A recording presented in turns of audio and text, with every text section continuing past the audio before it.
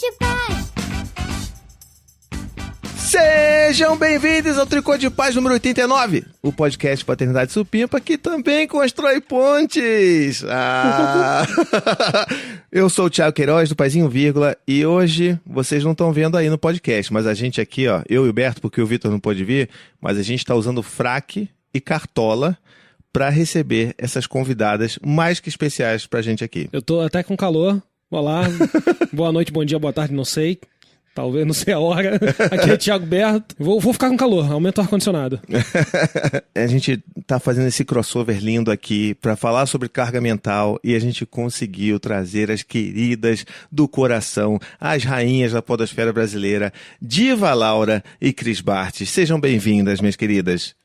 Olá! Mamileiros e mamiletes, eu não sei gravar a distância, eu não sei quando eu falo, eu não sei quando eu escuto, vão ter que me dar uma plaquinha para eu entrar, que desespero. Pois é, então, olha, a gente vai falar hoje sobre carga mental. É um assunto que eu, particularmente, já queria falar bastante aqui no podcast, porque diz respeito às relações que nós construímos com uns, as relações afetivas que a gente está construindo por aí e como isso impacta também nos modelos que a gente oferece para os nossos filhos. E a gente trouxe, é claro, Juva Lauer, Cris Bartz, para conversar com a gente sobre isso. E a gente vai voltar daqui a pouco, logo depois do nosso breakzinho inicial.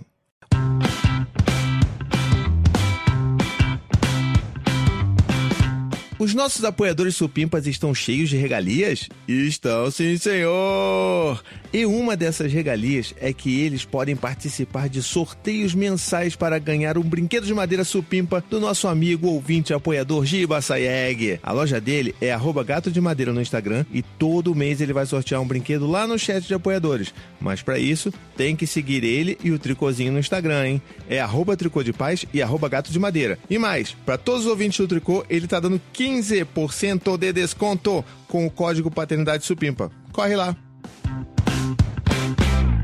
Tricô de Paz! Bom, muito bem, então vamos começar aqui a nossa conversa. Eu acho que antes, caso, enfim, a gente tenha alguém aqui extremamente... Não, meu Deus, eu não sei, eu cheguei agora aqui no Tricô, cheguei agora na podosfera, não sei quem são essas duas mulheres. Por favor, apresentem-se aí, então, rapidinho, quem são vocês. Eu não vou fazer o trocadilho da fila do pão, pode deixar. Podem se apresentar, falar de Jura vocês, que você família. vai perder essa oportunidade? Eu vou... Aí tá difícil aqui. Não pergunte de novo. Por favor. Então, tô até respirando fundo aqui, aliviado.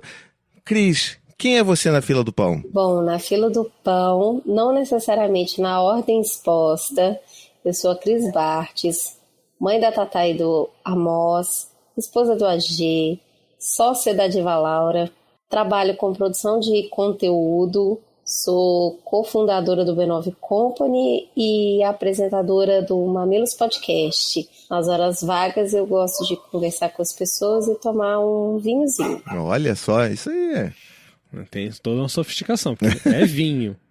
Não é Skol. Não é cerveja. Gosto de uma cervejinha também. Muito bem. E você, Ju? Quem é você na fila do pão? Mamileiros e mamiletes, eu sou a Juva Lauer, uma das sócias do B9, empreendedora, meu Deus do céu, quem diria? Eu nunca. Eu sou uma ex-publicitária em reabilitação, não é mesmo? Tentando zerar minha pegada de carbono, tentando contribuir aí para o mundo, construindo conteúdos que transformam. Sou mãe do Benjamin, que tem 7 anos, e da Nina, que tem 5 anos. Sou casada com o Carlos Merigo, o podcaster mais fofo e com a melhor risada da podosfera. Sou sócia da Cris também. Eu gosto de cozinhar, né, gente? Minhas redes sociais basicamente são podcast e comida. Essa sou eu, basicamente. É pra isso que eu pago a internet. Não é? Eu, ontem foi ensandecido de evento, não sei o quê. 11 horas da noite estava eu postando Banoffee Pie, porque é isso que faz a vida, não é? Banoffee Pie. Essa receita aí é a receita mais cobiçada do Brasil. Então, tá lá no Twitter, gente. Tá no Twitter. Já saiu? Não adianta, gente. Eu não quero deixar as pessoas chateadas, mas é só a dela mesmo. Não tentem fazer isso em casa, não é seguro. Tem o toque, né? É aquele feito com amor, né? que tem na Não, sei lá sacolinha. o que ela faz. Ela passa a receita errada para as pessoas. O dela é um negócio bizarro, sabe? É assim, eu já contei isso em alguns momentos, que eu escondo. Sempre que ela faz, ela me dá, né? Porque senão acaba a sociedade. E ela me dá assim, eu quero comer sozinha, eu não quero dividir com a família, entendeu?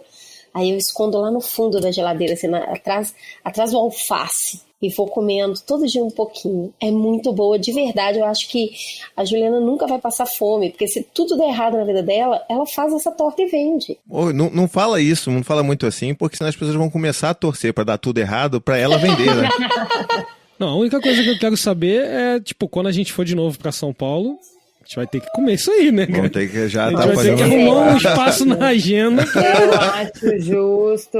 O Thiago já, inclusive, cuidou dos meus filhos para me salvar num evento sobre paternidade. Eu acho muito digno que ele seja pago em Banoffee Pie. Acho que é justo. Nossa, essa pergunta de babá tá ótimo pra mim, cara. Tô mais que satisfeito. Mas muito bem, então, pra gente falar um pouco de carga mental, eu queria só contextualizar qual foi o meu primeiro contato com esse termo. Eu acho que de muita gente foi o primeiro contato. Talvez esse episódio seja o primeiro contato de algumas, mas pra mim foram aqueles quadrinhos bem emblemáticos, que eram quadrinhos longos, assim. Não sei quantos slides tinham, né? Quantos quadros tinham ali, mas era explicando justamente a história da mulher que tá preparando tudo e que tá fazendo, sei lá, tá preparando um jantar. Nos quadrinhos, acho que a primeira história era essa, né? Ela tá preparando um jantar e aí o marido chega e fala que tá trazendo amigos do trabalho para um jantar e ela, não, tô fazendo aqui e tal. E aí as coisas estão só se acumulando. Aí você vê a pilha de problemas crescendo. E aí, de repente, começa a dar tudo errado, aí, tipo, cai, comida queima, sei lá, os troços sujam no chão. E todo o enredo dessa história é justamente para mostrar que o cara sempre tá alheio ao que tá acontecendo em casa, a mulher ela tá sempre se preocupando com essas coisas que o homem nunca se preocupa, e quando ele é questionado com relação à ação dele, né, tipo assim, com a atitude dele com relação a tudo aquilo, ele fala assim, pô, você podia ter me avisado, você podia ter pedido. Então acho que esse é o grande cerne da questão da carga mental, que eu acho que, pra mim, eu tomei conhecimento desse termo, apesar de eu não saber que tinha esse nome, através desses quadrinhos, mas eu queria saber de vocês se vocês já falavam sobre isso, se vocês já tinham conhecimento disso também, antes dos quadrinhos. Bom, eu acho que o quadrinho, ele foi uma maneira muito didática de nomear, né? E essa conversa vem surgindo, na minha opinião, recentemente. Eu tive contato com ela recentemente. Um sentimento que a maioria das mulheres conhece e não conseguia pôr a mão. Sabe, aquele negócio que todo mundo comenta, mas não foi rotulado. Então era uma coisa que era muito mais um sentimento do que necessariamente algo estruturado, assim. Vamos explicar. A gente tá sempre falando, eu tô cansada, eu penso nas coisas, isso me cansa. Mas eu acho que quando essa conversa ganha um rótulo, ela ganha visibilidade, né? A gente vive no mundo do oral. Então, no mundo do oral, a gente precisa colocar nome nas coisas para elas existirem. Eu acho que a partir do momento que o termo surgiu, a gente começou a falar, caramba, é isso aí que eu sinto. Que bom que alguém pôs nome nisso, porque agora eu consegui entender. Eu acho que ligou uma luz muito grande para uma sensação que já é muito comum para muitas mulheres. Perfeito. Ju, você também teve contato com os quadrinhos primeiro, ou você já sabia disso antes? Não, eu acho que os quadrinhos foram a primeira vez que eu vi isso, como a Cris falou, dessa forma, e eu acho que ele justamente teve a repercussão que ele teve, porque ele fala de uma coisa que, como a Cris disse, todo mundo sempre sentiu, sabia que existia, mas não tinha nome para isso. Mas eu acho que isso atinge as pessoas de diferentes maneiras, né? Então, o meu lugar de fala aqui hoje é o lugar de fala de uma pessoa extremamente privilegiada, que não tem, por exemplo, a vivência da maior parte, da vasta maioria das mulheres. Eu casei com o Merigo quando a gente teve filho, né? Desde que a gente casou, sempre foi ele que fez as compras. Mais do que fazer as compras, de executar as compras, é ele que coordena o que precisa no geral. Então, faltou fralda, falta pomada, sei lá, o iogurte que a criança toma acabou, o remédio acabou, tem que ter mais leite, o lanche da escola, ele que coordena o suprimento da casa, ele que sabe quais são as marcas. Eu sou aquela pessoa perdida que vai no supermercado e volta com marca que tá errada, com coisa fora do período de validade, com a compra mais cara do que deveria, enfim, o caos. Então ele que cuida disso. Ultimamente, recentemente, agora que eu tenho trabalhado muito por conta do Mamilos e tal, é ele que leva nos médicos, ele escolhe o médico, leva no médico, faz o exame, marca a cirurgia. Eu fui, literalmente, o Benjamin fez cirurgia de, como chama? Fimose agora. Uhum. Eu fui conhecer a médica no dia da cirurgia. Eu estive presente na cirurgia. Fiquei com ele durante a sedação, tal. Ele fez a cirurgia, recebi ele depois da cirurgia, fiquei com ele pro primeiro xixi, não sei o que. Assim que passou o primeiro xixi, eu já saí. Então, eu acho que é importante a gente dizer que existem recortes muito diferentes, né? Para uma mulher de classe média é um recorte, para uma mulher que tem a família perto é outro recorte, para quem tem um marido que se envolve mais, que tem uma outra criação é outro recorte, para uma mãe solo é outra coisa. Então eu acho que a gente está falando de questões bem múltiplas aqui. Cara, eu gostei bastante de ouvir você fazendo esse recorte logo de início, porque ele faz todo sentido. Até aqui, assim, por exemplo, a gente tem eu e o Berto aqui... A gente vive numa bolha bem bolha. Bem bolha. Mas mesmo dentro dessa bolha, a gente tem essas diferenças. Você, por exemplo, durante muito tempo, você foi a pessoa que ficou em casa, cuidando da casa, cuidando do filho. Então era você que durante tinha... 2 anos e meio eu era o dono de casa. E você era a pessoa que literalmente detinha aquele conhecimento, controle, né? O controle das coisas. Um controle meio zoado, mas eu me lembro. Não posso negar que eu estava, né? Ainda estou, mas naquela época mais ainda, muito aquém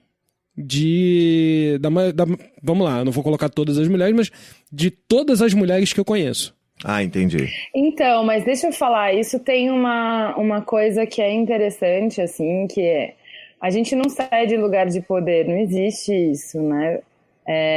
Os lugares de poder, eles têm que ser tomados. Então, da mesma maneira que a mulher precisa tomar o espaço de poder do mercado de trabalho, da grana, da economia, o espaço público, da cultura, da política e tal, o espaço privado é o domínio da mulher. Então, toda vez que o homem vai fazer alguma coisa, a gente diminui, né? A gente polariza, a gente ri, então você não sabe fazer. E aí eu fico perguntando, tem, sei lá, ô Cris, me ajuda aqui que não é a BNT, obrigada. Eu fiz uma palestra inteira falando a palavra errada. Existe o Inmetro da lavagem de louça, ou sei lá, de lavar a roupa, ou de fazer supermercado? Não existe uma regra internacional que determina qual é o jeito certo, sabe?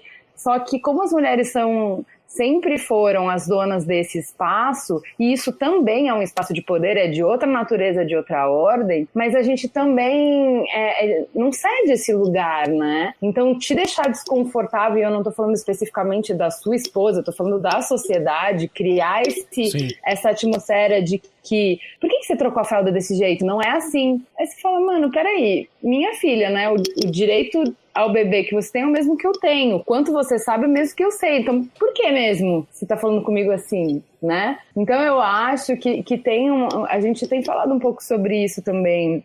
Eu e a Cris, e a gente nem sei mais, acho que não foi no Mamilos, foi em algum outro podcast da casa que a gente estava propondo essa discussão, que a gente falou sobre isso. Putz, também é complicado para esse caminho inverso de quando o homem está em casa e procura fazer as coisas do jeito dele, que é o único jeito possível de fazer, é o jeito próprio, é o jeito seu, é o jeito que te faz sentido. Também não é dado tanto espaço assim, né? Não, eu posso dizer, né, qual foi a minha experiência em se tratando não da carga mental, mas de vida, para depois começar a entender que essa carga mental realmente existe, né?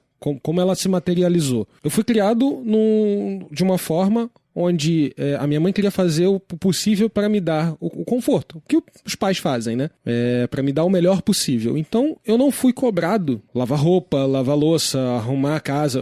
Eu era cobrado de não desorganizar, né? Não deixar zoado. Mas eu não era cobrado de fazer a coisa acontecer. Então, quando é que eu comecei a ser cobrado disso na minha vida? Quando eu me mudei, quando eu casei, tive que colocar a mão na massa, porque não tinha ninguém, o bagulho não era mágico. Até os meus 20 e poucos anos era mágico, a louça aparecia limpa, a roupa aparecia lavada e passada, né? E aí, de repente, ela deixou a magia sumiu e eu tive que colocar a mão na massa. Tanto que essa cobrança da carga mental, eu tive antes do Noah nascer. Antes de me tornar pai, a Maíra veio aqui, me puxou pelo cangote e falou, olha só, vem cá, isso não tá legal. Então, tanto que a Maíra conversou comigo antes, né, me falou sobre o que era carga mental antes de eu conhecer o quadrinho. Ela usou o quadrinho pra exemplificar o bagulho, entendeu? Tá. Ela me explicou e aí, naquela confusão de... Né? Na verdade é porque, como a carga mental pra ela já tava absurda, e o estopim foi ela ter que me explicar, ela já não explicou daquela forma, tipo, calma. Né? A pessoa já tava bolada, já tava sobrecarregada, então ela me explicou brigando, chateada, descarregando. E aí, pra a coisa acontecer de forma mais tranquila, ela usou o quadrinho pra exemplificar a coisa de uma forma mais didática, né? Tipo, vamos apresentar aqui pra essa turma, agora vamos colocar os slides. Só assim, caso a gente tá falando tanto desse quadrinho, só pra deixar claro aqui que se você for no link do post, você vai ver o link do quadrinho, tá? Não fique tão perdido assim, não.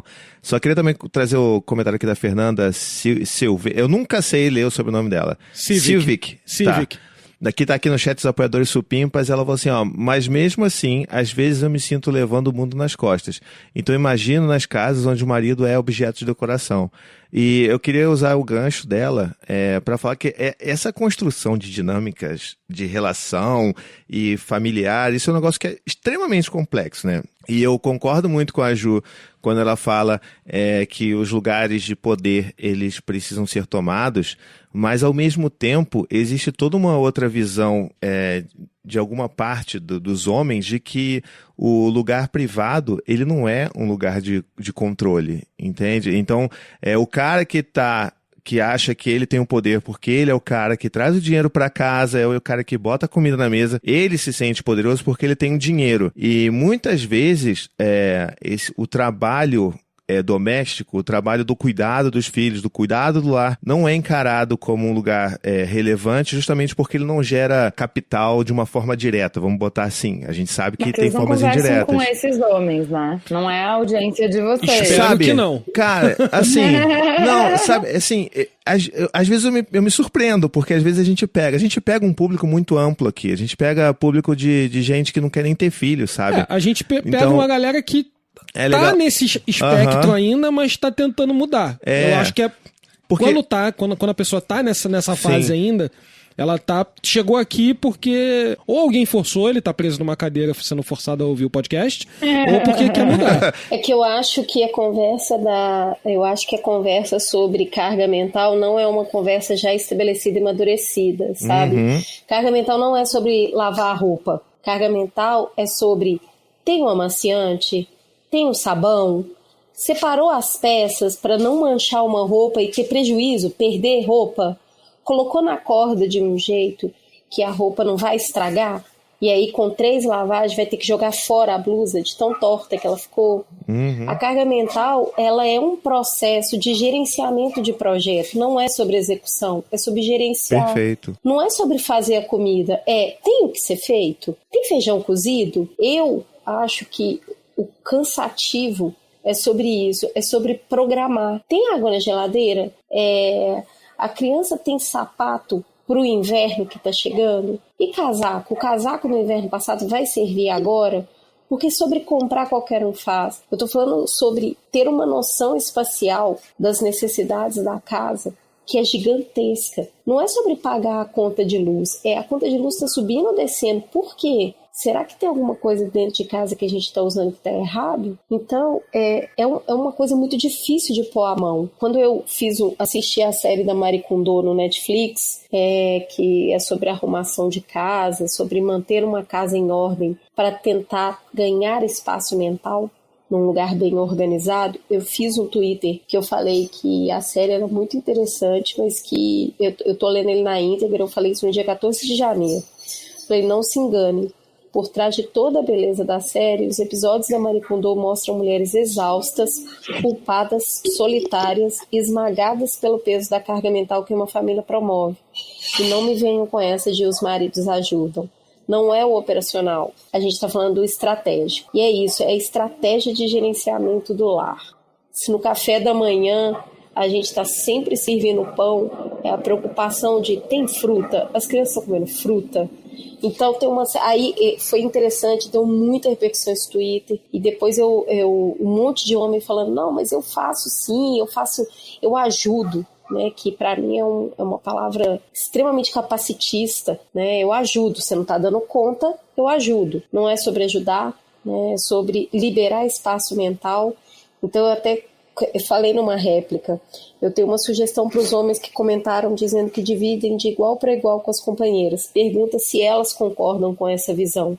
E quando ela disser não, se abra para ouvir o motivo. Porque a gente está falando de planejamento. É raro um homem que consiga manter essa visão do planejar as coisas para casa, porque a gente não tem esse sistema de ensino, não tem. A cobrança que a mulher tem, desde muito nova, de que precisa estar tudo em ordem, leva ela para essa prisão de tem que ser do meu jeito. O tem que ser do meu jeito é o jeito de manter o controle minimamente das coisas. Então, quando você fala, o cara vai cuidar da criança e ele vai colocar essa roupa que ele achar que tem que pôr na criança, essa criança vai para a escola. Uhum. E aí tá um dia frio e essa criança foi de camiseta. Para a mãe é um nível do insuportável. Porque quando essa criança chega na escola, porque ela deu essa liberdade para ele fazer as coisas dessa maneira, na escola, quando a criança chega, não é tipo, cadê a mãe dessa criança que não viu que essa criança veio de camiseta para a escola?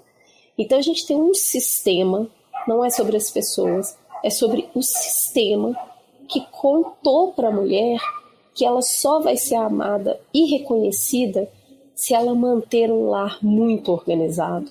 As crianças estão sempre limpas, arrumadas, o lar está sempre brilhando, a geladeira é cheia, a comida é boa. Então é uma busca de reconhecimento. Abrir mão disso requer um passo anterior, que é, eu não preciso disso para ser amada. Eu mereço ser amada, independente de manter as coisas sempre 100% organizadas. Isso é muito difícil. Isso é muito difícil. Eu não sou amada pelo que eu faço, eu sou amada pelo que eu sou. Eu sou amada porque eu mereço. Não, pelo que eu sou, né? Pelo seu ponto. E é assim, alguns anos de terapia vai aí. É muita coisa, gente. Porque parece fácil, tipo, taca na mão do cara e do jeito que o cara fizer, foda-se. Porque ele tem o direito de fazer do jeito dele também. Você tem que dar muitos passos antes disso e entender por que é tão importante para a mulher manter o controle.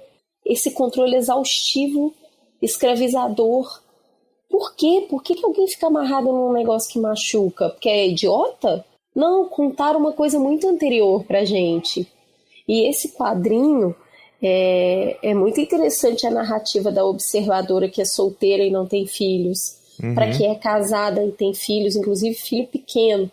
Que no quadrinho o que acontece é um leite que derrama, que tá ali esquentando. Isso. Que era para criança.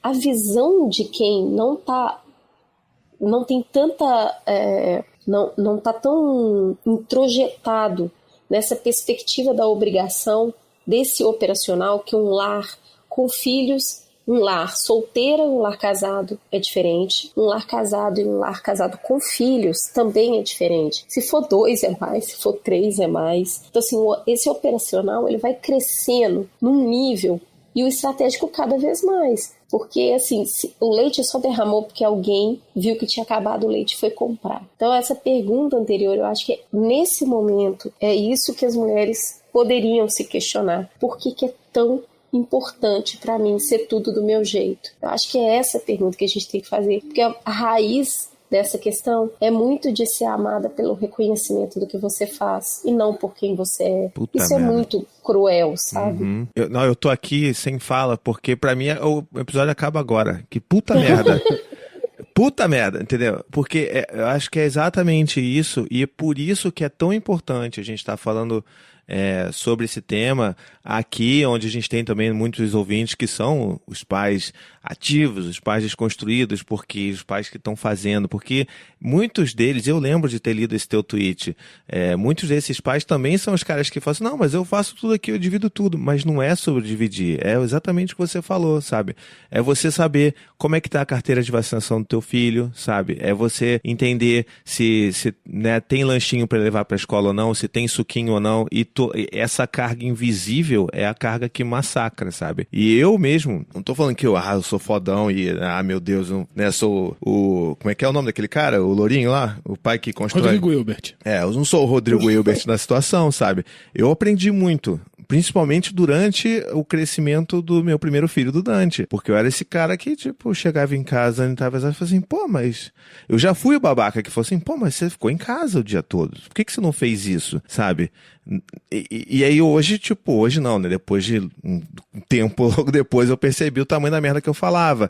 E comecei a perceber, caraca, é exatamente isso. É tipo, tem todas essas tarefas, não só tarefas, mas essas noções de planejamento, que elas são invisíveis e que a gente nunca foi ensinado a pensar sobre, porque a gente sempre foi instruído a brincar de bola, a ser inteligente, a ser o mais rápido, a ser o mais forte. E, por outro lado, as mulheres, elas sempre foram colocadas naquele rótulo de tipo, ela é muito cuidadosa, ela é muito jeitosa. A bela, recatada e do lar. Exatamente. Então, é um sistema que massacra todo mundo, mas, obviamente, muito mais a mulher, né, em termos de sobrecarga. Eu acho que para os homens tem uma questão que eles podem se fazer para tentar ajudar a mapear quem tá onde nessa discussão aí.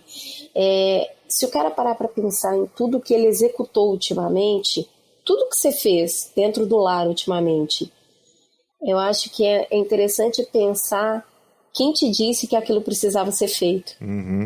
Então, assim, pensa no seu dia hoje, tá? O que você fez dentro de casa? Você fez porque você percebeu que precisava ser feito e fez, ou alguém te pediu para executar? Eu acho que para todo profissional que está escutando esse episódio e já trabalhou com um gerente de projeto, quem já trabalhou com um gerente de projeto sabe a importância que tem alguém mapear o que precisa ser feito. Mapear o que precisa ser feito é metade do trabalho. Então, assim, quando alguém assume uma tarefa, eu vou te dar um exemplo prático aqui de casa. A gente tem um cachorro com bebê, criança, caramba, e trabalhando muito. O cachorro virou um lixo. Quando eu pedi o AG para assumir o cachorro, é assim, eu quero que ele saia da minha mente, eu quero esquecer que ele existe, entendeu? Não é só pôr comida e água. Se o cachorro tá sujo, passear, xixi, cocô, se ele tá doente, eu quero deletar isso do meu espaço mental. O cachorro deixa de existir. Isso me dá espaço mental para fazer outras coisas, como de repente cuidar de mim, fazer alguma coisa para mim. Então, assim, assumir uma tarefa é assumir uma tarefa por completo.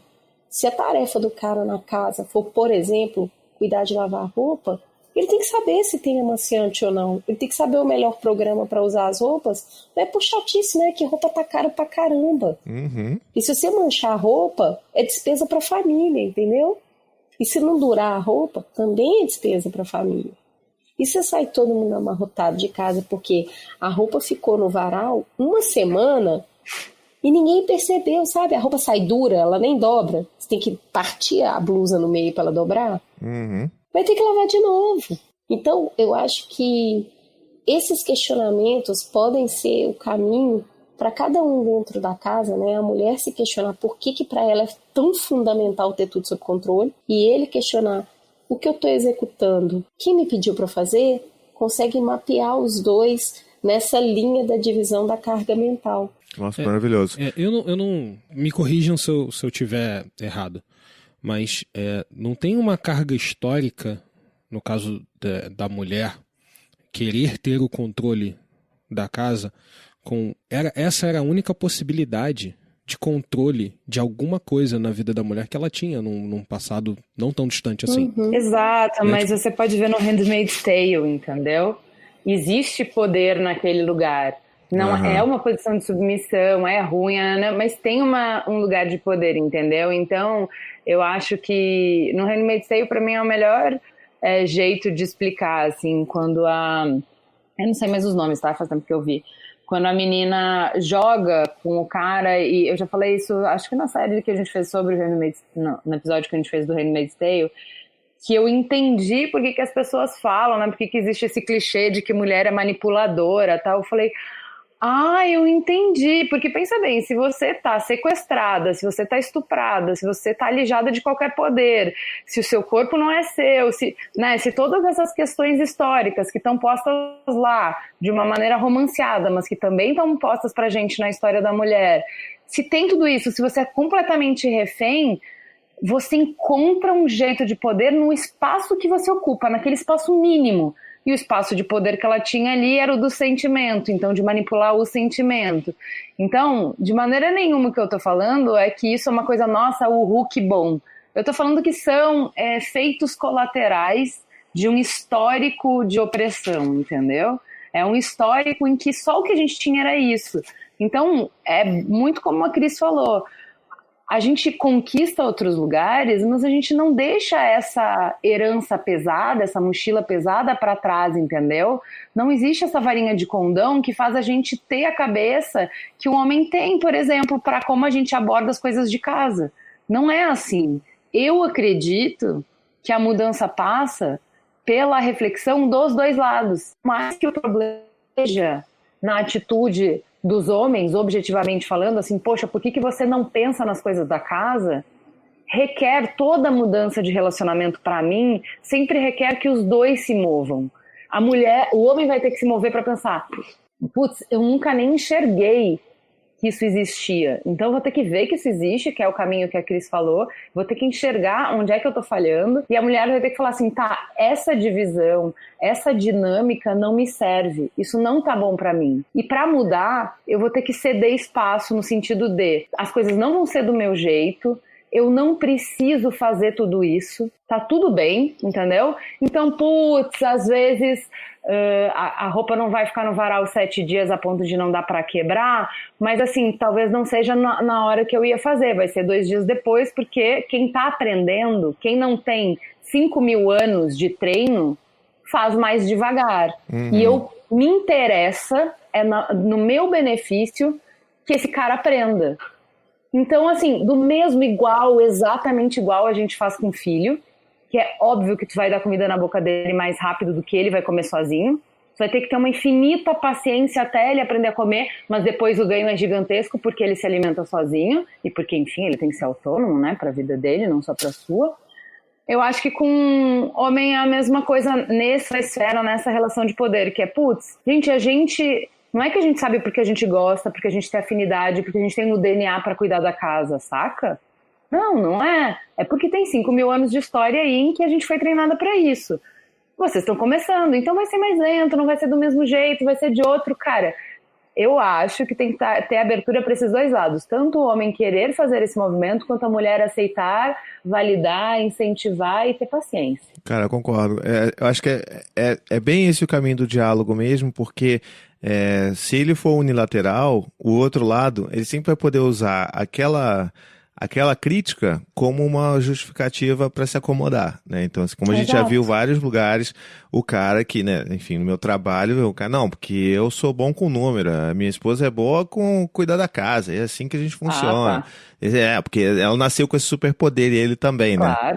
Né? E assim, não, porque eu já tenho casos próximos, inclusive, não, mas eu já tentei fazer, e aí a minha esposa fala que eu não guardo a louça assim, que eu não enxugo a louça assim que eu lavo ela, ou que eu não faço, eu troco a fralda errado. Então o cara também, ele vai se usar disso pra ficar na posição de comodismo, né? Tipo, beleza, então eu não sei fazer, então faz aí. Da mesma forma que o contrário também é real, né? Então, mas eu acho, Thiago, o lugar que eu falo é, putz, a gente tá falando aqui num podcast que é sobre paternidade. O cara que veio até aqui, o cara tá interessado, entendeu? Não, sim. Eu parto do lugar que é o lugar do Mamilos, que é, eu parto do pressuposto de que eu tô conversando com uma pessoa que é inteligente e bem intencionada. Eu não parto do lugar que eu sei que isso existe pra caramba, que é, o cara é João sem braço, o cara não tá afim, o cara se acomoda, o cara... Não, eu tô falando assim, de um cara que é legal, o cara tá comprometido com a esposa, tá comprometido com a família, mas ele pode fazer coisas babacas, né? Vamos colocar aqui, porque ele não foi ensinado, porque sempre foi normal, porque isso é aceito pela sociedade. Então, assim, eu acho super ok que não se saiba, eu acho super ok que o peso seja nosso hoje, porque é assim que a gente recebeu o mundo, né? Tá formatado assim.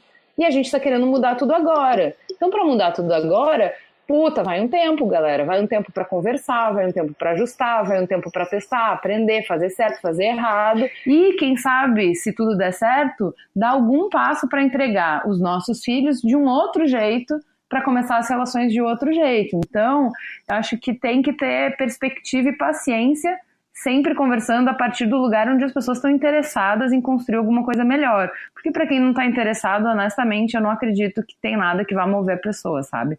Não tem argumento, não tem estatística, não tem ameaça. Complementando isso que a Juliana está falando, eu acho que a gente tem muita dificuldade de colocar efetivamente onde estão os problemas. E pior, falar que precisa de ajuda, precisa dividir, porque você está colocando a sua fragilidade, né? Então, haja comunicação não violenta. Olha, a gente fez um exercício aqui em casa recentemente que eu recomendo, porque eu acho que quando a gente senta para fazer exercícios juntos, a gente consegue dedicar um tempo específico para uma conversa produtiva. Então, eu mapeei tudo que existia para fazer. Eu escrevi tudo. Sabe isso de aterrissar? Porque a gente joga uns volumes, né, indefinidos. Tem 1000 coisas para fazer. Eu tenho 1 milhão de coisas para resolver. Eu estou exausta porque eu faço muitas coisas. Eu acho que se o casal está num momento de entender melhor onde que estão os pontos de desgaste que acontecem no gerenciamento de uma casa, escrever o que precisa ser feito, eu acho que ajuda a dar dimensão de volume. Quando a gente fez esse exercício aqui em casa, aconteceu uma surpresa, que foi, cara, eu nunca tinha pensado que era realmente muita coisa. Eu vou ler um pedacinho da lista para vocês, só para vocês entenderem mais ou menos como que o exercício foi feito. Vamos lá, o que tem para fazer numa casa? Bom, ter que comprar frutas, legumes e verduras toda semana. Então isso é o perecível, né? Também tem que jogar fora o que está vencido e estragado e cuidar para que as frutas sejam consumidas. Putz, isso tem que ser feito, sabia, gente? É um negócio que a galera não mapeia, mas aquela fruta que tá podre, ela vai acabar apodrecendo as outras e ela não vai pro lixo sozinha. Então vamos lá. Comprar carne, acondicionar e congelar. Comprar secos e material de limpeza. Cuidar para que sempre tenham itens de café da manhã. Se tem uma funcionária em casa, como no nosso caso aqui, precisa orientar sobre o que vai fazer de almoço durante a semana, tem que planejar e executar o jantar, tem que planejar e executar as refeições de final de semana, tem que regar a planta, tem um cachorro que tem que ir para o pet shop a cada 15 dias, também tem que passear com ele, tem que ter ração, tem que ter a fraldinha para ele fazer a higiene. Tem a higiene das crianças, que é cortar a unha, limpar a orelha, cuidar de cabelo, garantir que os dentes estejam bem escovados. A Tatá usa aparelho, tem que ver se ela está usando, tem que olhar se o desodorante e o talco dela, que já está maiorzinha, tá ali, se ela está usando. Tem que garantir que o Amos tenha fralda, tem que cuidar que as crianças sempre tenham roupas e sapatos adequados para a estação. Olha esse item, cuidar da agenda de festinha das crianças. Eu A sou vida bonita, social. hein? Sou boa. E comprar presente dos amiguinhos, porque o presente tem que existir, amigos. Tem, é verdade. Cuidar da agenda de reunião da escola e acompanhar o semanário para saber o que eles estão fazendo, cuidar da agenda de vacinação do menorzinho, cuidar das consultas de pediatra, ele tá pequenininho, até 1 ano tem que ir todo mês, manter os armários do quarto e da cozinha minimamente arrumado, dá para fechar a porta, verificar itens da casa que precisa de orientar a pessoa, geladeira tem que dar uma limpada, aqui, ó, tá vendo aqui? Isso aqui tem que limpar de vez em quando, para orientar uma pessoa, hein? Manter a casa minimamente arrumada, do tipo, tá dando para entrar e sair? É sobre isso que a gente tá falando. Pagar os impostos anuais, pagar as contas mensais. Se tiver carro, tem que manter documentação, seguro e abastecimento e dar atenção para a manutenção da casa. Às vezes tem uma porta que tá estragada, uma rachadura, um eletrodoméstico estragado, que, cara, essas coisas que vão estragando dentro da casa, elas vão acumulando de um jeito que parece que tá a sua vida com defeito. Nossa, muito isso. Então, eu ouvi isso de uma terapeuta há um tempo atrás, que o pessoal falava, tem a crise dos 7 anos, o casamento é a crise dos 7 anos, e ela falou que agora é a crise dos 3 anos. Porque, na verdade, não era sobre 7 anos, é quando o casal casa, eles compram as coisas, a casa tá ali, e geralmente as coisas duravam 7 anos. Então, com 7 anos, as coisas começavam a estragar. E quando as coisas começam a estragar dentro de casa, começa a dar essa sensação que tá tudo velho. E isso transfere para o relacionamento. Tá tudo mal conservado. Então, olhar aquela porta que tá rangendo infinitamente, o gancho da toalha que caiu, a porta que não está fechando, a tampa do vaso que está rangendo. Essas coisas vão acumulando e elas vão irritando as pessoas e você não se dá conta disso. Então essa lista aqui que eu li um pouco é para dar uma noção do que tem que fazer dentro de uma casa. Um pouco de noção. É muita coisa. É muita coisa. Já dá vontade de ficar aqui em posição fetal. É muita coisa. A gente não falou que coisa boba do tipo, se tem um filtro em casa, esse filtro tá limpo? Com essa água cheia de agrotóxicos que a gente tá, o filtro né? de água tem que ser trocado a cada 3 meses. E assim, a gente já fez uma lista assim aqui em casa também, e uma das coisas porque assim, tudo depende da motivação. Um exercício, uma ideia, uma proposta, ela pode ser ótima ou pode ser péssima, dependendo da motivação que você tem. Então, pra gente deixar bem evidente aqui, se você for tentar fazer, porque tem um monte de gente aqui no chat falando, nossa, essa ideia é muito boa e tal.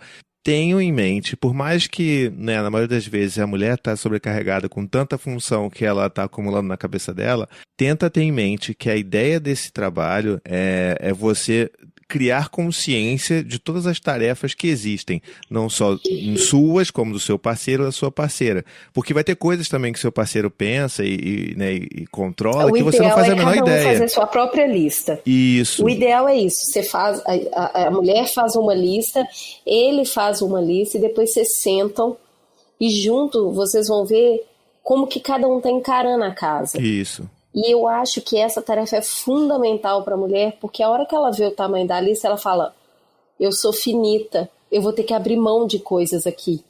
O que é prioridade? O que eu realmente quero manter? E o que eu vou entregar para Deus? O que eu vou largar a mão? Então, eu acho que o exercício tem que ser dos dois e ele tem que ser para ir para um lugar, e eu acho que isso é um convite, um lugar para um universo da casa, né, esse microcosmo social, ser mais justo, mais equilibrado e com pessoas mais felizes. O resultado final desse exercício tem que ser esse. Isso. Se não tiver no momento das pessoas de fazerem isso, o que vai sair é muita briga. Exatamente. E dentro desse, eu acho que foi a Ju que falou, eu não sei agora, mas algum de vocês falou que é necessário saber falar, né? Acho que foi você mesmo, Cris, que falou que é a importância da comunicação não violenta, porque é importante que esse diálogo ele seja iniciado de uma forma que se busque uma melhoria comum daquela relação daquela família. Porque dependendo de como, tipo, eu, por exemplo, no meu caso aqui, que eu sempre conto, né? A gente passava em algumas discussões muito grandes no passado, da Anne muito sobrecarregada e não vinha essa sobrecarga, né? Vinha uma crítica, vinha alguma reclamação e eu precisei conhecer esse NV para conseguir decodificar isso e entender o que ela estava querendo falar, né? Através daquelas aquelas falas mais duras, né? E essa que é a grande parada, porque assim, a gente, assim, vamos colocar no contexto mais geral aí, de que a gente que normalmente tá com um trabalho mais leve aí na vida, né, dentro da casa, que a gente tenha também, que a gente consiga afinar um pouco o ouvido para esse tipo de conversa, porque não vai ser também sempre que a mulher, né, que é a sua parceira, vai conseguir passar um filtro CNV naquilo que ela está querendo falar. Seria ótimo. Eu acho que, na verdade, tem 2 momentos, sabe? E eu acho que esse exercício primeiro tem que ser feito para a mulher, para ela fazer aquele primeiro questionamento lá, que é: por que eu tenho tanta necessidade de manter tudo sempre sob controle e com uma performance de execução altíssima? Eu acho que o primeiro é o exercício dela com ela mesma. Isso. A hora que ela fizer a lista do que tem que ser feito, eu acho que, cara, o dia que eu fiz isso eu chorei, porque eu não tinha dimensão da quantidade de coisa que era. Eu falei assim, eu me abracei, eu falei: mana, é por isso que você tá cansada. Olha, você Olha cria isso, consciência. é muita coisa mesmo. Eu criei consciência. E aí, quando eu criei consciência, a primeira coisa que eu fiz foi falar pra mim mesma que eu não queria fazer tudo aquilo mais. Que eu queria compartilhar. E quando eu falei que eu queria compartilhar, eu me libertei de ter tudo sempre do meu jeito. Então, eu acho que esse exercício, primeiro, é pra mulher. Para depois ele ser um convite. Porque senão ele vira uma acusação infindável, sabe? E aí depois vem esse convite para: eu quero ver a sua visão sobre o que é organizar uma casa. E aí vai para um lugar melhor. Mas a Juliana fala isso de uma maneira muito bela. Ju, eu queria que você falasse um pouquinho falar sobre as nossas necessidades não atendidas, porque eu acho que isso é o coração da CNV. Eu acho que para uma conversa franca e produtiva sobre carga mental, para ir para um lugar melhor, falar sobre isso é muito importante. O que eu acho que é importante a gente ter em mente quando a gente vai, pedir uma mudança estrutural, né, na pessoa. Ela não cresceu assim, como vocês estavam contando agora. Poxa, minha mãe não me criou prestando atenção nessas coisas, não me criou tendo consciência disso, então você está pedindo uma mudança grande. Ter a consciência de que a gente não está falando de um certo e um errado, de um justo e um injusto, do bom e do ruim. Não que não tenha, tá? Pode existir, mas o que a CNV fala é que, assim, esses conceitos não vão nos ajudar a ter o que a gente quer. Então, é mais produtivo. A abordagem fala sobre, vamos abrir mão de falar disso e vamos falar sobre, o que eu preciso. Abre seu coração, fala o que você precisa. E fala de observações claras, como, por exemplo, cara, eu fico muito cansada porque olha a lista, na minha visão, quando eu penso em casa, olha a lista do que eu tenho para fazer. Tiago, se eu te mostrar a minha lista de casa, ela não tem 1/10 das linhas da Cris. Aí você vai perguntar: nossa, mas você não precisa da vacina? Putz, preciso. Aí vai indo, aos trancos e barrancos, lembrando de uma coisa ali, a gente vai sempre na base do, como é que chama? Do equilibrista aqui em casa, entendeu? Não tem mais nenhuma roupa, meu Deus, corre lá, vai comprar uma roupa. Não tem não sei o que. E assim, a coisa vai indo e vai indo. E se não der pra fazer, não faz. E se a parede ficar sem pintar, ficou sem pintar. E se não sei o que. E quem tá se incomodando vai lá e faz. Então, não existe, se a gente aceita de que as coisas não são, as coisas podem ser de milhares de jeitos. Para mim, isso funciona assim, entendeu? Então, para mim, como eu vejo, não é certo ou errado, não é bom e ruim, não é porco relaxar, ou super caprichoso, bagunceiro e não sei o quê, não. É para mim, Juliana. Esquece os rótulos. Para mim, arrumar uma casa tem essas tarefas aqui. Quando eu faço tudo isso aqui, eu fico muito cansada, sério. Aí eu fico triste, aí eu não tenho energia para fazer outras coisas. Então, assim, puxa, eu queria ter humor, sabe? Humor, disponibilidade emocional para estar com você, para ver você como ser humano. Eu queria que a gente pudesse ficar junto. Só que se eu tô estressada, angustiada, nervosa, cansada, triste, eu não consigo. Então, o que eu queria? Eu queria muito que você me ajudasse nessa coisa específica que é, como a Cris falou, cuida do cachorro, porque daí eu vou cuidar da comida e eu vou cuidar da roupa das crianças. Aí você cuida desse lance de pegar e buscar na escola, você cuida do cachorro, E aí, mano, você cuida da roupa. Se tiver, assim, eu juro pra você, o que você fizer pra mim tá bom. Eu vou me adaptar, porque eu não quero mais cuidar disso.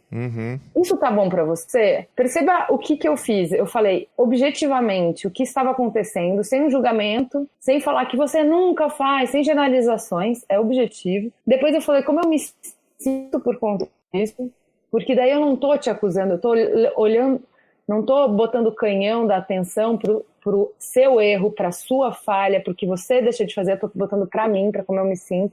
Eu tô fazendo um pedido, não uma exigência, não uma cobrança, mas um pedido. Pô, por favor, me ajuda aqui, cara. E me ajuda dessa maneira, desse jeito aqui. Se é um pedido, o que diferencia um pedido de uma exigência é que a pessoa pode dizer não. E aí você pode virar pra mim e falar, puta, cara, a coisa que eu mais odeio fazer é buscar e levar a criança na escola. Vamos fazer o seguinte, eu cuido da comida, de boaça. Talvez eu faça umas coisas queimadas, talvez eu faça umas coisas que não é balanceado, talvez um dia eu esqueça e deu ruim, vou ter que ir na padaria, a gente já tem sem grana e não sei o quê.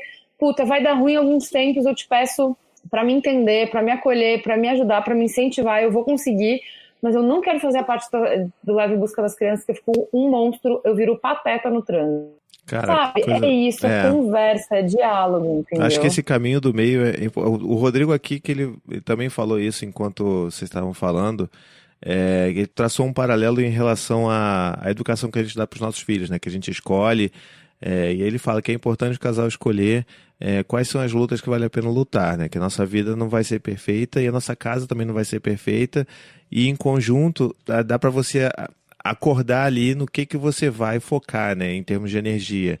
E assim, tinha até um outro comentário mais antigo aqui acho que foi da Ana. Cadê? Deixa eu achar aqui rapidinho.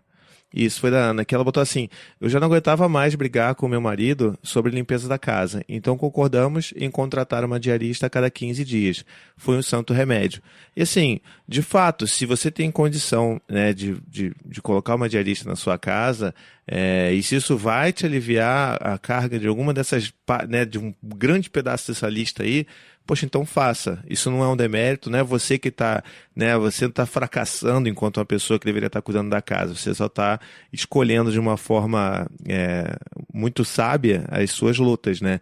E agora, por outro lado, eu também vejo assim aqui em casa como é que a gente sempre fala de terapia, que, nossa, façam terapia, e às vezes parece até um clichê, mas, cara, foi tão importante no caso aqui para a Anne, ela ter começado a fazer terapia de uns anos para cá, porque isso deu também clareza para ela entender o que ela podia fazer, abrir mão do que ela poderia abrir mão, entender o que era importante para ela. Então é um processo que, de fato, é muito ajudado quando você faz terapia, né? Não estou falando só a mulher deve fazer, todo mundo deve fazer.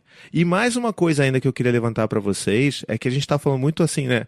É claro que está refletindo nossas vivências aqui, né? Mas a gente está muito naquele padrão ali heteronormativo, tá? O homem e a mulher, mas eu já vi de casais próximos, inclusive, casais de homens que inclusive eles assumem esses papéis, independente do gênero, mas eles assumem esses papéis. Então, às vezes tem um que é o cara que vai cuidar da casa, o outro que não tá nem aí, e que se diz muito desorganizado, muito bagunçado, não vai cuidar, mas o outro vai lá e arruma. Então, assim, eu posso dizer aqui com tranquilidade 2 casos recentes que eu vi e que eles assumiam essa dinâmica, né? Então, não é só uma coisa... É claro, tem toda uma carga histórica de como que a mulher é socializada, como que o homem é socializado, mas só para dar essa quebrada aí também de que isso pode acontecer também em casais homoafetivos, né? Não heteronormativos. O que eu posso contribuir aqui, que me ajudou muito, foi essa coisa de você pegar um processo inteiro e abraçar o processo. No meu caso, a Maíra sempre odiou fazer compras. E eu sempre gostei de fazer compras, né? Porque eu ajudava minha mãe quando eu era moleque. Então eu abracei o processo de fazer compras desde sempre que eu fui morar com a Maíra. E hoje, mesmo morando com a minha sogra, eu ainda faço esse processo, né? De fazer as compras. E o que acontece? Eu percebi que fazer a comida me ajudava a fazer melhor as compras. Sim. Então, eu abracei também o processo de fazer comida sempre que eu estou em casa. Então, né, eu faço sempre comida da noite, certo, né, a janta. E aí eu percebi que fazer saber o que eu estava comprando me ajudava a fazer a comida. E fazer a comida evitava que as coisas estragassem que eu tinha comprado. E depois eu fui perceber que limpar algumas coisas me ajudava também no processo de saber o que eu estava comprando de produto de limpeza. Uhum. Então, como eu tenho 2 banheiros em casa, né? O banheiro meu e da Maíra e o banheiro da minha sogra e do meu sogro, eu controlo o meu banheiro também. Então eu sei quais são os produtos que eu tenho que comprar para o meu banheiro, quando eles estão acabando, o que eu tenho que... Então, quando você vai abraçando, no meu caso, né? Quando eu fui abraçando um processo inteiro, desde o começo do processo até a ponta final do processo, me ajudou muito, porque ficou mais fácil. Né? Porque quando vira mecânico, fica mais fácil. Você age mais rápido, você lembra com mais facilidade, né? Ok, às vezes é ruim você fazer um processo mecanicamente e tudo mais, mas me ajudou muito na hora de pensar ele, ter que fazer esse processo do começo ao fim, me ajudou muito na forma de fazer ele e na forma de adaptar ele. De não, olha só, eu não gosto de fazer dessa forma. Eu não gosto de fazer comida assim, correndo e tudo mais. Eu gosto de fazer comida pensando no que eu tô fazendo, devagar, da forma assim e tal, mas eu tenho que adaptar, porque eu sei que o Noah tem que ir comer às 8 da noite, porque 8h30 ele tem que estar de banho tomado dormindo, ou indo dormir. Então, eu sei que vou chegar em casa e já vou tirar a roupa e vou começar a fazer comida. Então, eu já sei que o processo é esse, então eu adaptei o processo para que ele funcione para mim, para as coisas que eu tenho que fazer. E me ajudou muito ter que começar, né, pegar lá do começo, passar pelos meios, adaptar esses meios com o tempo e chegar ao final do processo. Sim, eu acho que, mas essa que é a questão mesmo. Acho que esse que é o grande lance, porque quando você assume vamos botar assim, a gerência sobre aquela atividade, é isso. Não, aqui é o meu mundo agora. Eu vou, né? Você não vai dizer que eu tô cozinhando muito devagar ou muito rápido, que tá assim, tá assado, que eu poderia fazer de uma forma melhor. Você pode até dar algum feedback aí em algum momento, mas assim, aquilo é do seu domínio. Então fica realmente muito mais fácil. E não é tipo, vai lá fazer a comida, ou não, quem vai fazer a comida hoje? Vai lá, não, vai você. Então, assim, de uma forma geral, quando a gente pega essas responsabilidades, como é o caso do cachorro da Cris, né? Fica muito mais fácil pra gente gerenciar tudo. Eu acho que essas conversas são conversas novas e difíceis. Eu não acho que isso acontece uma vez só e a questão tá resolvida. Eu acho que existe uma coisa que é ligar uma luz. Olha, tá vendo? Isso aqui tá muito escuro. Vamos ligar uma luz sobre isso aqui, que isso não tá legal. E aí começa uma conversa estruturada sobre isso. E olha, eu acho que a gente cai numa armadilha muito grande quando a gente casa, que aquilo é para sempre. Eu acho que ao longo da vida, juntos, eu tô casada há 10 anos, eu não sou mais a mesma pessoa, a G não é mais a mesma pessoa. A gente mudou muito desde que a gente casou. Então eu acho que os acordos precisam ser refeitos. As coisas perdem o prazo de validade, a situação muda completamente e a gente não faz novos acordos. Então, assim, se chegou um filho, vai ter que sentar e fazer acordo de novo. O acordo de quando era só o casal não vai servir mais. Então, eu acho que a gente precisa ter esses prazos de validade, sabe? E ser muito... Acho que a gente é pouco transparente sobre o que a gente quer e o que a gente precisa. E tendo a acreditar que a mulher faz muito até por conta dessa questão social do manipular, de uma série de outras estratégias que a mulher desenvolve ao longo de muitos anos, de não falar. Então, assim, ela não verbaliza. Ela joga vários sinais e espera que o cara leia e o cara não vai ler. Porque do mesmo jeito que ela foi educada socialmente para não ser clara e objetiva, porque isso pode parecer arrogante ou agressivo, ele também não foi educado para ler os sinais. Então, é tipo falando com surdo ou fazendo linguagem de sinais para o cego. Essa conversa não conecta. Ninguém tá falando lá com cré.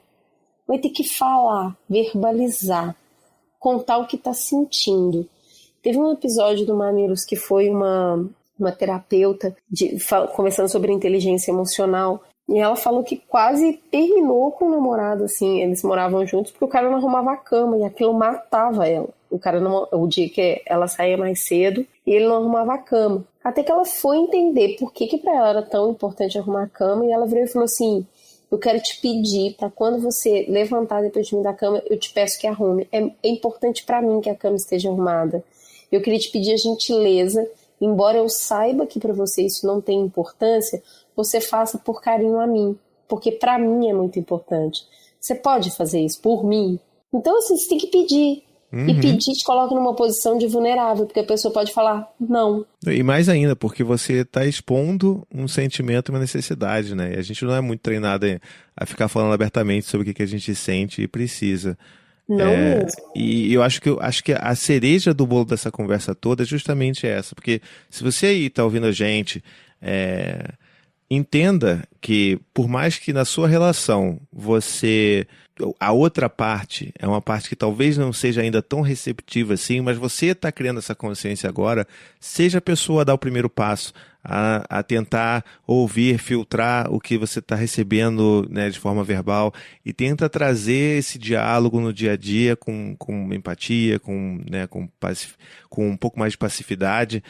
Foi o meu processo com a Anne também, quando eu entrei em contato com a CNV, e é claro que eu estava tão animado quando eu entrei em contato, sempre conto essa história, que eu ficava tentando fazer tudo, né?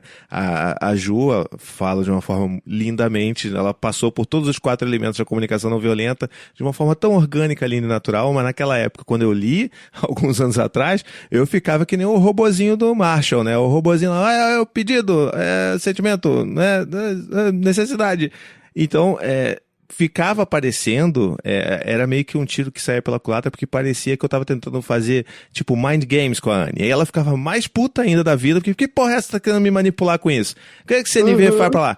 E, tipo, só depois da gente entender, de eu começar a fazer esse papel, não, peraí, deixa eu ser esse cara então, e aí mais lá pra frente, quando a coisa estiver mais azeitada, a gente vai ter um benefício maior pra relação. E de fato é isso, hoje a gente reconhece, a gente fala aos 4 ventos que, sei lá, pelo menos umas 2 vezes aí, com certeza a CNV salvou o nosso casamento, porque ter essa inteligência de você conseguir ouvir o outro, mesmo que o outro não esteja ali na mesma página que você. Então, se você está ouvindo a gente, você pode ser essa pessoa, sabe? Você pode ser essa pessoa que vai dar o primeiro passo.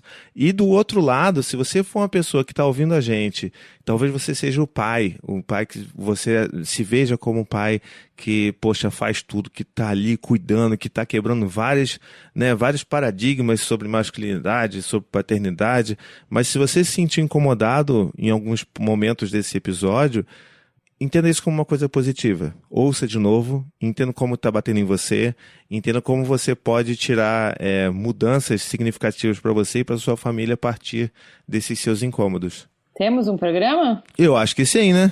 Caramba, olha isso. Eu tive orgulho da Ju falar isso no meu programa. Caramba, cara. Eu tô aqui arrepiado. Ai. Muito bem, então acho que é isso mesmo. Vamos então para nossas indicações supimpas e a gente já fala o que a gente pode sugerir para o pessoal.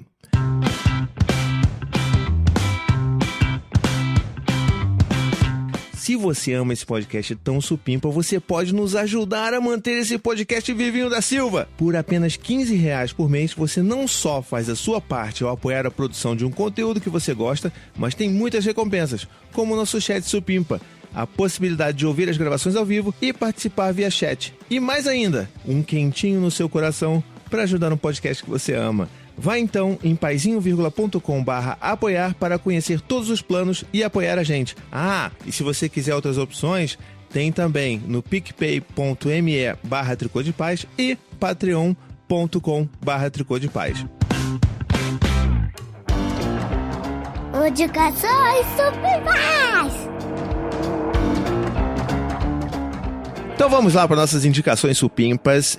Eu quero começar aqui falando que é um livro que eu ainda não terminei de ler, estou mais ou menos ali na metade, mas eu preciso recomendar um livro maravilhoso para vocês que se chama O Feminismo é para Todos, da Bell Hooks. Na verdade, assim, não só esse livro, mas qualquer livro que a Bell Hooks tenha escrito, se você olhar, tem ela como autora, pode ler, que é livro, assim, porreta, assim, fato. Então, é importante para a gente nessa discussão a gente entender como é que é a construção do feminismo, qual a importância dele, por que por que a gente, enquanto homem, tem que se aproximar e tem que entender e qual é o nosso papel nessa luta como um todo, qual é o nosso lugar nesse lugar, né, nessa luta como um todo. Então, fica pra mim essa super indicação, um livro maravilhoso que todo mundo devia ler mesmo. Por isso que é o Feminismo para Todos. Beto, você vai passar vergonha? Então, eu vou colar. Vai colar? Vou. Diga. Vou colar das meninas, inclusive.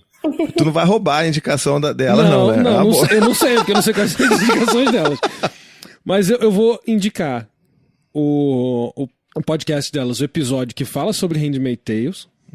E vou pedir para as pessoas, usando o que elas falaram aqui sobre Handmaid's Tales, sobre a visão que elas conseguiram ter, né? Sobre Handmaid's Tales. Eu não vi a série, porque me disseram que era muito pesada e tudo mais. Eu tô numa vibe que eu só quero ver coisa alegre, e então eu não consegui ver Handmaid's Tales. Good vibes only, você eu não tô conseguindo ver. Eu não tô conseguindo ver nem filme de terror. Não tô nessa vibe nesse momento. Filme de terror é só você abrir a porta da sua casa e é isso aí, né, cara? A vida já tá mais ou menos zoada. Entendeu? A gente coloca na TV câmara pra ver filme de terror. E aí, o que acontece? Pega a visão que as meninas deram aqui sobre Handmaid's Tales e tenta ver Handmaid's Tales. Se você já viu, tenta ver de novo pelo parâmetro que elas te deram agora, porque talvez você possa ter uma outra visão sobre Handmaid's Tales. É verdade. Principalmente se você é homem. Boa. Só antes de passar para vocês a palavra, vou registrar aqui a indignação de uma apoiadora nossa no chat, a Laura. Ela botou assim, gente, e o Thiago ainda tem tempo para ler livro? Como assim? Ô, Laura, querida, é por isso que eu tô na metade de um livro que eu comecei a ler tem uns 2 meses, entendeu? É a leitura na hora que... um por ano, né? Então, assim, eu tô lendo. Talvez até o ano que vem eu consiga terminar, mas pode ser que não. A Maíra fica meio chateada comigo porque eu leio o livro em uma semana. Mas você tem que ter alguma questão aí na sua cabeça que faz você ler muito rápido. Eu sou aquela pessoa que passa mal no ônibus lendo livro, sabe qual é? Eu sou esse tipo de pessoa. Interessante. Muito bom. Bom pra você. Mas vamos lá, meninas. Qual é a indicação de vocês aí hoje? Puxa, eu vou falar da série da Marie Kondo, porque você falou do Handmaid's Tale e de repente se a pessoa não quer assistir porque é muito pesado e pelo amor de Deus, assiste um episódio da série da Marie Kondo e vê o ponto de vista das mulheres quando ela tá arrumando a casa, o quanto aquilo pra mulher parece que ela fracassou. Ela tá precisando de ajuda porque ela não dá conta. O quanto ela... Cara, tem uma mulher em especial. Eles acabam de mudar para uma casa, uma família negra. Eles vão para uma casa menor do que a casa que eles moravam, que era maior. E ela não... O primeiro episódio também é muito forte, que a mulher fala que queria pelo menos contratar uma pessoa para lavar a roupa, porque ela não tá dando conta do bebê e da outro filho. Assiste pela perspectiva da mulher. Qualquer um dos episódios que você der o play... Assiste com esse olhar agora de carga mental e vê se faz sentido para você o que a gente está conversando aqui. Porque eu acho que a série, quando a gente vê com esses olhos, ela consegue estruturar ali o quanto pode ser opressor e pode ser motivo de baixa autoestima e de depressão e de um cansaço extenuante a tarefa de uma casa. Então, meu convite é esse: assiste um episódiozinho só, com base no que a gente conversou aqui, e ver aquilo levado ao extremo, como pode ser muito prejudicial para a saúde mental, emocional e física de uma mulher. Não, eu vi um episódio de Marie Kondo. E tudo que eu queria era mandar ela pra Marte, varrer Marte. Até não ter pó. Cara, eu vou te falar que eu vi e hoje, conversando com vocês, eu entendi por que me incomodou bastante ver essa série. As pessoas ficavam, meu Deus, é maravilhoso, as potinhos, vou guardar tudo potinho, vou dar beijo na meia e mandar jogar lá fora, doar, sei lá. E eu ficava assim, cara, não tem essa... sabe, me incomodava muito. E eu acho que não, tenho certeza agora, conversando com vocês, que foram essas percepções de que a mulher estava se cobrando tanto, e o cara, assim, tem um episódio específico pra mim que bateu muito forte, que eu acho que foi o 2º ou 3º, que era uma família grande, e o cara era meio que, sei lá, gerente, diretor, você lembra dessa história? E tipo assim, o cara era ainda, além de tudo, o cara ainda era escroto com a mulher, durante o episódio. Eu ficava assim, meu Deus do céu, não acredito que eu tô vendo isso, cara. Mas é a realidade, né? Então, é bom mesmo assim, ver. É interessante ver por esse ponto de vista, sabe? Aquilo pegou fundo, assim, pra mim. Tem uma brincadeira que eu ouvi outro dia, que o homem tem desculpa e a mulher tem culpa. Então, acho que essa dinâmica tá bem estabelecida ali nessa série, sabe? Nossa, total. Ju, você não vai passar imune, não. Tá quieta aí? Não, tô esperando a minha vez. Eu vou destruir todas as fontes e indicar Bacurau, porque essa é a missão na Terra, inclusive fazer o tour em todos os podcasts para indicar Bacurau. Assistam Bacurau, não vejam em casa, vão ao cinema. Eu sei que não está muito fácil de assistir, então se você é um privilegiado de uma cidade onde tem sessão de Bacurau, vá assistir Bacurau. Eu acho que o melhor jeito de assistir Bacurau é ir sem saber absolutamente nada. Não tem que saber. É uma comédia? É um drama? É uma ficção? É um documentário? É de rir, de chorar? Não vai sabe nada. Só vai porque eu tô falando que é pra você ir, porque ganhou prêmios e porque tá todo mundo falando pra você ir. Tipo, vá, faça isso por você. Perfeito. Eu tô muito chateado que eu não consigo ver. Com um bebê pequeno em casa, não dá pra gente ver e a gente tá. Cara, assiste Bacurau, porque vai sair o Mamilos de Bacurau e aí você não vai conseguir ouvir o Mamilo sobre Bacurau, meu Deus porque do você ainda céu. não viu Bacurau. É verdade. Vou te falar. Eu falei a palavra Bacurau 5 vezes, não foi à toa.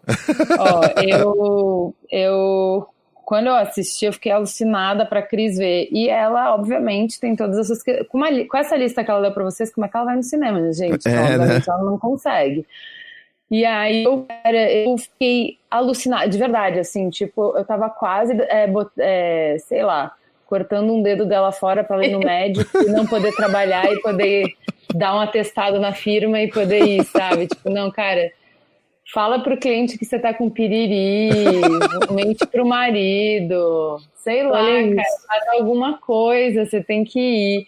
E aí a gente conseguiu marcar no meio do expediente, a gente fechou uma sessão só pra galera do Mamilos, pra ir, que era a visita técnica, na verdade, do evento que a gente ia fazer depois de Bacurau pra Mamilândia, e ela assistiu. Então esse é o tanto que eu tô mobilizada em convencer as pessoas a ir pra Bacurau. Caramba. Vá assistir Bacurau. Sobre Bacurau, eu queria só colocar minha indignação aqui com amigos old school que eu tenho. A gente tem, inclusive, um chat, né, no WhatsApp, que o Vitor tá incluso, porque eu conheço o Vitor há muito tempo. Uhum. E aí, os dois únicos que não tinham visto o Bacurau tinham sido eu e o Vitor. Por acaso, os dois com filho. Né?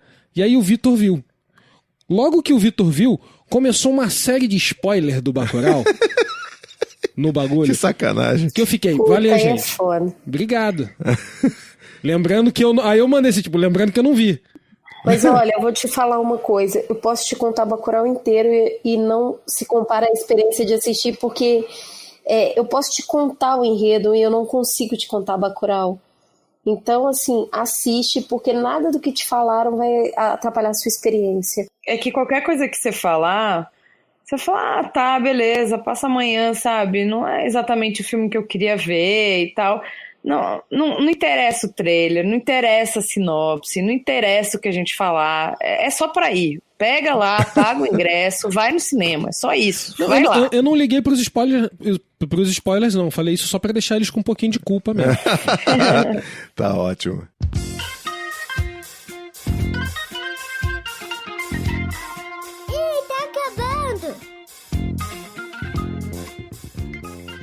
Então é isso, tudo que é bom tem que acabar, na verdade. Então, estamos aqui. Tem que acabar, modo de dizer, né? Que a gente pode ter aí outra oportunidade. Opa, quem sabe, no já futuro não acabando distante. Em outros episódios. Tá jogando aquele verde. Opa, pra ver se tem um silêncio ou se tem risada, né? Se encaixar direitinho, todo mundo grava. Então, queridas, muitíssimo obrigado pela disponibilidade. Eu sei que vocês estão aí numa pegada corridíssima, então, assim, sério, foi muito especial pra mim ter vocês aqui gravando com a gente, então, muito obrigado de coração. Obrigada pelo convite, obrigada menina. pelo tempo de vocês. Berto, é a sua vez de brilhar, Berto. Será que eu acerto? Qual é a hashtag do nosso programa? Vamos lá. A hashtag de hoje vai ser... Vamos lá. Hashtag faz a sua listinha. Opa, muito bem. Entendeu? Mas faz com calma. Faz com calma, faz devagar, faz sem pressa, quando tiver um tempo. Tome o tempo que você precisar. Começa. Se não conseguir completar, deixa ela ali, volta nela depois. Entendeu? Compra um caderno de 10 pautas. Importante. Não, gostei. Foi bom, cara. Você tá se redimindo aí, Acertei. né? De vez em quando, uma vez por ano a gente acerta. E tem uma coisa, o bom de a gente ter apoiadores ouvindo a gente ao vivo é que a gente já tem um feedback instantâneo. A Fernanda aqui acabou de dizer que vocês são demais e que esse programa já está no top 5 dela de episódios do Tricô. Aí, ó. Eita! Já sai com esse reforço positivo aí. Que amor, obrigada. Então, pra gente finalizar, deixem aí suas redes sociais. Caso alguém ainda não siga vocês, né? Por favor, sigam a Juva Lauer e a Cris Bartz. Qual é o @ de vocês aí? Adivinha? Cris Bartz, em qualquer rede social. Bartz com I. Tô assim no Twitter, no Facebook, no Instagram. E ouçam o Mamilos Pod e conversem com a gente. Vamos tornar essa podosfera cada vez mais quentinha. O meu é J. Valauer, com W, 2 L's. Pra quê, né, gente? Procura de Valauer que dá mais certo. Maravilhoso. As arrobas do Mamilos é tudo Mamilos Pod. Isso. @mamilospod no Facebook, no Instagram e no Twitter. Aí, ó. Isso aí. Pronto. Então, ó, se você ainda não segue, vai começar a seguir elas por esse episódio, já deixa lá. Tem gente que vindo já o começou Tricozinho. a ouvir a gente vindo do podcast de vocês. Aí, a gente também, a gente aqui é pobrinho, mas a gente dá nossas cacetadas. Imagina, legal. O pessoal falando, eu ouvi falar de vocês, vim aqui dar uma chance. A gente contribui. É. A gente fica brincando aqui antigamente. Primeira vez que... Foi a Cris, né? Que veio. Não, foi a Ju que veio. Foi a Ju, Foi a Ju. Primeira vez que a Ju veio aqui, a gente ficou brincando que, proporcionalmente falando, se tratando de percentual, a gente mandou mais gente pra ir. Do que vocês pra gente. Muito bom. Muito bom. Então, gente, brigadíssimo de novo. A gente fica por aqui. Então, um beijo, até a próxima e tchau, tchau. Beijo, gente. Tchau, tchau. Um beijo, boa noite. Beijo. Tchau, pessoal. Boa noite.